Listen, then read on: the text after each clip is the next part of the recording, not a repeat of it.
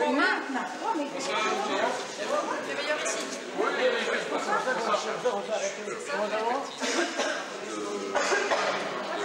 Chaudronnieux.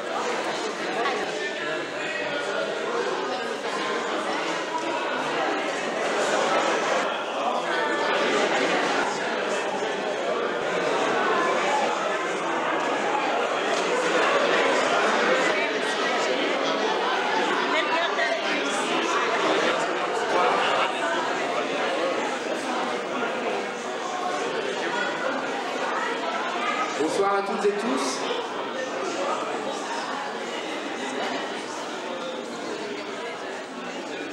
Voilà, nous sommes réunis ici pour cette première inauguration de l'année d'anniversaire du centre, 10 ans déjà que ce centre Pluxtrip 14-18 a été inauguré exactement le 9 novembre 2013, et ça fait déjà de nombreuses années. Souvenez-vous, c'était un gros investissement pour la ville, via la régie foncière, 2,5 millions d'euros, c'est pas anodin. Ce centre a fait l'objet à l'époque d'une visite royale. Il ne faut pas l'oublier, c'est quand même un lieu important de la mémoire ici à Comines-Marleton, Pluxtet. Visite royale d'ailleurs à laquelle notre beau village de Pluxtet a eu l'occasion d'avoir le premier discours princier de la princesse Elisabeth. Ça reste dans les annales belges, je crois qu'on se doit le rappeler aujourd'hui. Et je dirais cette inauguration de l'époque, je relisais encore cet après-midi quelques articles de presse pour me souvenir de ce moment fort que nous avons tous et tous partagé, en tout cas à l'époque. Le bourgmestre de l'époque disait, M. Teleux disait, les visiteurs vont découvrir ce qu'était la guerre. C'est concret, on y trouve toute une série de choses que l'on ne pouvait même pas imaginer. C'est concret, toujours. Et donc, des choses qui ont été traduites à travers ce centre par une scénographie que vous connaissez forcément toutes et tous. Et puis, on part d'un conflit mondial pour expliquer finalement une histoire locale. C'était les paroles du bourgmestre Gilbert Deleu à l'époque. Alors, souvenons-nous quand même que Pluxtet a été le siège de la guerre 14-18 pendant 4 années. C'est pas sans rappeler l'actualité qui se passe ailleurs. Je crois que ce centre a vocation de mémoire, centre de mémoire, de rappeler finalement aux générations futures l'importance de la paix. Alors, aujourd'hui, ce centre, à l'aube de ses 10 ans, se doit d'être dans la continuité de sa mission d'éducation à la paix. Je vais d'abord procéder à quelques remerciements, à mon sens importants, et mes premiers remerciements vont à M. Michel Dewitt, qui est finalement mis à l'honneur ce soir par l'exposition que vous aurez toutes et tous l'occasion de voir d'ici quelques instants, après les quelques interventions. Je ne ferai pas ta présentation, Michel, quelqu'un d'autre la fera à ma place. Je tiens aussi, au nom de la régie foncière qui gère ce musée, à remercier la ville de Comines-Marleton, son service technique qui, à maintes reprises, fait des interventions sur site ici, et notamment le démontage de certaines vitrines que vous connaissiez pour y installer les objets de l'exposition qui est inaugurée ce soir. Je tiens surtout aussi à remercier le Collège de la Lys ce soir, représenté par de nombreux instituteurs et la direction complète, Monsieur Kiesblick, Madame Depré, excusez-moi pour les prononciations si je me trompe, ainsi que Monsieur Nelling. Et alors, sous la houlette du service menuiserie, vous avez pu voir en entrant ici pour cette inauguration d'exposition une très belle forme qui a été réalisée finalement par le service menuiserie de ce collège, service technique qui s'est impliqué finalement dans ce projet de prise de conscience de ce que c'est un centre de mémoire et de paix. Et je viens d'apprendre ce soir que les élèves ont été primés ce jour au Rabot d'or à Tournai. Je crois que c'est important quand même de souligner ce moment. Le centre a déjà fait souvent du partenariat avec des écoles, notamment pour des concours de poèmes et autres. La volonté, il faut remercier aussi les employés de la régie foncière, Evelyne, Vincent, Amélie. Et je tiens aussi surtout à souligner un partenariat récent avec la Société d'Histoire de Comines-Marleton, qui est une base scientifique de données historiques que tout le monde connaît. Partenariat récent qui se met en place, en tout cas, de façon assez régulière, de par nos réunions, pour permettre d'améliorer, en tout cas, la qualité des expositions qui seront présentées dans ce centre pour les 10 ans, mais également pour les années à venir. Et à mon nom personnel, je tiens en tout cas aussi à citer le nom des administrateurs de ce bureau, parce qu'on fait un travail régulier par de nombreuses réunions, c'est un travail de l'ombre, où on donne des directives, je dirais, à nos employés. Il s'agit de Madame Françoise Denturk, qui est ici présente, Monsieur Joël Lindebaum, qui était présent et qui se cache quelque part, et Madame Clémentine Vandenbroek, qui, à CAP, nous avons des réunions régulières pour permettre, en tout cas, un programme. Alors, les facéties d'Olbil de Michel de Witt, c'est aujourd'hui. C'est la première exposition, elle va durer jusqu'au 14 avril. Vous avez compris que 10 ans d'anniversaire, ça se prépare. Pour l'instant, l'exposition suivante, de façon brève, c'est Grafenbière du 15 mai au 27 août. Je ne vais pas aller plus loin. Le 2 juin, on a un court-métrage qui sera projeté d'une flamme à l'autre sur le site ici. 25 juin, une conférence de Sir John Monash. C'est un partenariat avec l'Australie qui a financé ce centre, en tout cas en partie, pour rappel. Un événement très important va suivre dans le cours de l'année, c'est du 8 septembre au 26 novembre, c'est une exposition en partenariat avec les services de la défense nationale belge et le DOVO, présentation de divers services, des minages, ateliers des écoles et j'en passe. Toujours les écoles seront systématiquement en tout cas invitées à participer à toutes les expositions sous une forme ou une autre. Il y aura également une cérémonie pour les 10 ans d'anniversaire du parrainage des tombes, qui est un événement récurrent, en tout cas ici sur le site et dans les cimetières. Et alors, on aura également un son et lumière. Et alors, une dernière surprise, mais là, c'est un scoop et j'en dirai pas beaucoup plus. Nous sommes occupés avec le bureau et nos employés de créer un breuvage Plug Street pour commémorer les 10 ans du sang. Mais j'en dirai pas plus, on aura l'occasion de se revoir, j'espère, toutes et tous. Alors, je ne vais pas aller beaucoup plus loin. Je voudrais, avant que les autres orateurs prennent la parole, remercier M. De Witt. Je t'invite, Michel, à nous rejoindre ici pour recevoir un cadeau des mains de la bourgmestre de Coligny-Noirmoutier par rapport à tout le travail que tu as fait, que tu prépares depuis de nombreuses années, et la passion qui sera expliquée bientôt à tous nos invités par rapport à Olbil, que tu connais bien mieux que moi. Je t'en prie. Bonsoir à toutes et à tous. Donc, en référence à ces 30 années durant lesquelles il fut correspondant de presse pour le Nord-Éclair, Michel de Witt souhaite que ce soit l'un de ses pairs qui le présente à chaque exposition. Et il m'a commis d'office un sort que j'accepte avec honneur, mais aussi modestie. Le centre d'interprétation débute la saison de son 10e anniversaire de fort jolie façon en l'invitant à exposer ses dernières œuvres, que vous avez déjà pu contempler, des sculptures en terre cuite d'Olbild et de croquantes caricatures un peu réparties partout. Notre artiste de ce soir découvre l'existence de ce personnage de papier quand il se rend au Saint-Yvon pour faire un reportage sur les Kakitchens, un groupe d'Anglais passionnés par les reconstitutions militaires. Ces derniers ont analysé les documents d'époque et ont défini un lieu précis pour la trêve de Noël de 1914. Et cela grâce à une carte dessinée par Roos Benswater, un lieutenant anglais cartooniste dans le civil. Nous sommes en 1999 et l'heure de la retraite approche pour Michel, période qu'il mettra à profit pour se plonger dans l'œuvre de l'humoriste anglais. Et comment ne pas faire un parallélisme entre le titre de l'expo, Les facéties d'Olbil, et notre ami Michel. Il n'est pas étonnant que ce soldat bourru et moustachu à l'humour très british lui ait tapé dans l'œil. En effet, derrière les yeux malicieux de l'artiste de ce soir se cache un esprit observateur, toujours en quête d'une ouverture, d'une faille, pour croquer une personnalité ou un fait d'actualité. Rien ne lui échappe. Son œil est affûté et permet à son esprit un peu canaille d'interpréter ce qu'il perçoit. Ses mains d'artiste transcendent cette douce impertinence en une œuvre teintée d'humour, mais aussi de réflexion sur le monde qui nous entoure. N'est-ce pas là le propre des artistes que de donner à voir ce que le commun des mortels n'a pas perçu ou ne sait pas exprimer? Voilà. Et une fois que Michel a façonné les statuettes, il les laisse sécher, avant qu'elles ne passent 3 jours à 1000 degrés Celsius, dans un four des briqueteries de Ploegstert, là où finit l'argile qui a tant fait souffrir nos soldats des tranchées. Pour la première expo de l'année, voilà une excellente idée que de mettre en évidence Olbil, dont les premières esquisses ont été réalisées dans la cave d'une maison du Saint-Yvon. Publiées dans un magazine anglais, ces caricatures deviendront célèbres.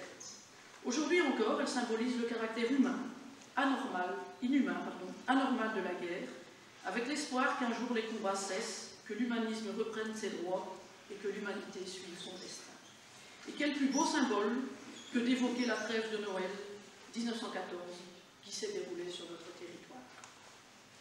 Merci Michel pour cette magnifique exposition qui met en valeur ton talent protéiforme, tout en étant un hommage à tous les Holbil du monde, emportés dans les tourbillons d'une guerre qu'ils n'ont pas voulu. Et l'on pense aux combattants ukrainiens et russes, mais aussi à d'autres guerres moins médiatisées. Merci Michel pour ton humour décalé, ton aptitude à sortir des sentiers battus, pour ta douce impertinence. Ils font tant de bien dans une société parfois trop policée. Je te souhaite de continuer à croquer à pleines dents la vie, mais aussi tous ceux qui t'entourent. Encore de nombreuses années. Merci Michel. Avant de vous donner les raisons de mon admiration pour le talent de Bruce Bensvater, permettez-moi d'adresser de très vifs remerciements. Merci à la direction des briqueteries de Plouckster qui m'a permis de cuire dans le four AFNA les nombreuses statuettes ici exposées. Merci à M. Philippe de Bruyne qui n'est pas là. Merci à M. Francis de Bouvert, directeur de la fabrication. Merci à Laude de Jonker, qui est responsable du four et qui a toujours été volontaire pour cuire les œuvres. Et ils m'ont tous réservé tant d'admiration dans mes modelages, de sorte que le feu puisse accomplir le miracle de la transformation de l'argile soluble dans l'eau en briques dures, solides comme du roc. Merci aussi à la régie foncière actuelle, à la directrice Amélie Demoule, qui m'a invité à exposer mes statuettes en terre cuite à l'occasion du 10e anniversaire de Plouckster 14-18 expérience. Merci à notre amie journaliste Marie-France Philippot, qui a bien voulu ouvrir ce vernissage par un discours dont je ne doutais pas de la saveur. J'apprécie beaucoup sa plume, et quand l'occasion se présente, il faut le lui dire. Comment? Maintenant, c'est fait. Mes félicitations aussi au collège de la Lys, avec les élèves du département de menuiserie, les maîtres menuisiers et leurs compagnons apprentis. On peut déjà voir l'ombre en contre-jour de notre héros imaginaire des tranchées. Et je profite aussi de cette assemblée pour dire merci au comité des fêtes de Plouckster qui, lors des 6 ducasses précédentes, m'a donné l'occasion de présenter de nombreuses caricatures, des modelages cuits et des statues de Holbil. Justement, Holbil. À côté des géants Baptiste et Mélanie, les deux figures locales folkloriques et fictives du bourg de Plouckster, Holbil mérite bien d'être promu à la 3e place citoyen d'honneur légendaire de Plouckster. Imaginé par le lieutenant caricaturiste Bruce Bensvater, est né après avoir croqué sur un mur de Sativon. Holbil n'est-il pas ce soldat imaginaire, anglais, bourru, ronchon, qui a suscité la curiosité publique à propos de nos bois, du château, du No Man's Land et du hameau de Saint-Yvon. Sachez aussi que les dessins d'Holbil n'ont pas d'autre but de remonter le moral des soldats britanniques. Maintenant, je voudrais vous faire un peu d'histoire récente, en vous posant la même question que l'on m'a un jour posée. Depuis quand ressent-on un engouement patriotique pour le mémorial de Plouckster? En 1980, l'initiative du comité des fêtes de Plouckster, à l'initiative du comité des fêtes de Plouckster, un petit comité s'est formé pour célébrer le 50aire du mémorial en 1981. Jusqu'alors, ce magnifique monument inauguré en 1931 ne bénéficiait d'aucune attention, ni de la part de la population, ni de la part des élus, ni des mouvements patriotiques. il fallut attendre l'avant-veille de Noël 1999 pour remarquer avec étonnement la présence d'une dizaine de jeunes Anglais habillés en militaires, occupés à creuser des trous dans la terre argileuse pour en faire des tranchées près de la mare le long du chemin du Mont de Lutte. Why are you digging these trenches? Je fais un effort en anglais. Nous voulons revivre les conditions que celles qu'ont vécues ici les soldats britanniques lors de la Noël de 1914. C'est ici, d'après des écrits et un plan, que s'est déroulée l'impensable fraternisation entre les Boches et les Tomies. À la suite de l'article du Nord-Éclair, une foule de curieux s'est rendue sur les lieux, suivie dès le lendemain par la presse et les télévisions nationales. Pour commémorer ce mémorable Christmas Truce de 1914, les Khaki Chums y ont planté une croix de bois qui, par la suite, connut un succès inapproprié. Elle devint dépotoir de gadgets footballistiques et de vieux ballons. Quelques semaines après cet épisode de la reconstitution de la vie de tranchée, en me rendant à la Société d'Histoire, Michel van Pottenberg me montra un vieux livre bourré de dessins humoristiques. « Toi qui aimes la caricature, cela devrait t'intéresser, me disait-il. En effet, je découvris là le talent de Bruce Bainstater et ses fragments From France. Ces fragments From France, dont je retins le nom. Ce fut le début d'une vive passion et les miracles de l'Internet m'ont permis d'apprendre tant de choses sur notre No Man's Land par la lecture de Bullets and Billets, le récit écrit par Bainstater. On peut aussi se demander si l'action des Khaki Chums n'a pas provoqué en Grande-Bretagne un regain de curiosité à propos de Holbein, déjà si populaire là-bas.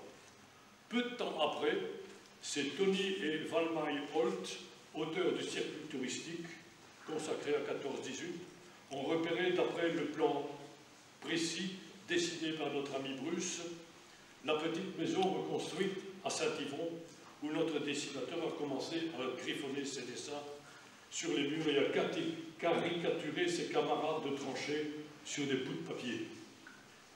Les Valmai y ont accroché une plaque de bronze avec le dessin de Holbein observant l'ennemi du haut d'une cheminée. Ainsi, la région découvrit en même temps l'humour de Holbein. Petit à petit, la renommée de Plug Street Wood devint florissante. Mais pour les touristes, il n'y avait jamais que le mémorial à voir, plus la croix des Khaki Chums et la plaque de Holbein. C'était peu et c'était vrai. Pour la ville, il manquait un centre d'accueil afin de pouvoir accueillir, à l'aide de photos, de vitrines, de projections, pour mieux interpréter les immenses désastres militaires que les civils causés par les immenses désastres militaires que civils causés par cette horrible guerre de 14-18. Le centre d'interprétation, nous y sommes. Et je suis heureux que Bruce Bainstater et son héros, Holbein, y ont aujourd'hui une place d'honneur. Sans eux, peut-être que cette pyramide n'aurait jamais vu le jour. Voilà, je termine par la lecture d'un poème que j'ai traduit. Il a été composé par George Sewell. Le titre en anglais est « Voices from War Graves », des voix de cimetières britanniques. S'il vous plaît, ne baissez pas la voix, comme si vous étiez en peine. Vous ne pouvez pas savoir combien nous sommes contents de vous voir revenir ici. Ne vous empêchez pas de rire. Nous tous, ici, aimions les bonnes blagues. Et nous avions besoin de rire ces jours-là, en dépit de ces fumées, des gaz et de tout ce fracas. Nous sommes heureux que vous soyez là pour nous. Nous aimons voir nos amis, vieux, ou nouveaux, alors riez, parlez autant que vous voulez. Nous aimerions tant pouvoir nous joindre à vous. Donc, s'il vous plaît, ne baissez pas le ton. Nous savons la douleur que vous ressentez, mais elle n'est pas pire que la nôtre, je peux vous le dire, car la vôtre est celle que l'on peut guérir. On va commencer par celui qui est arrivé, Bruce Benfather, un jeune officier, un lieutenant de l'armée anglaise qui est arrivé par chez nous en novembre 1914. Il commande une section de mitrailleurs qui s'installe ici au Saint-Yvon. Pour être proche de ces hommes qui sont dans les tranchées, c'est le début de la guerre, donc les tranchées ne sont pas très confortables encore, ils ne sont jamais d'ailleurs confortables. Bruce Benfather va élire domicile dans une cave, une maison du Saint-Yvon aussi. Et pour... ça a chauffé, hein. Octobre, novembre, décembre, le temps était quand même très mouvementé. Et pour... dans les périodes d'accalmie, Bruce Benfather a exercé ses talents pour soutenir un peu le moral des troupes.